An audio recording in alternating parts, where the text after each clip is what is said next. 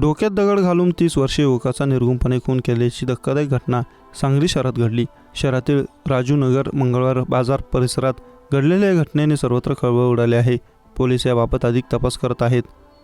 याबाबत सविस्तर माहिती अशी की सांगली शहरातील राजगुरू नगर मंगळवार बाजार जवळील मस्जिद समोर एका युवकाचा डोक्यात दगड घालून निर्घृणपणे खून केल्याची धक्कादायक घटना समोर आली.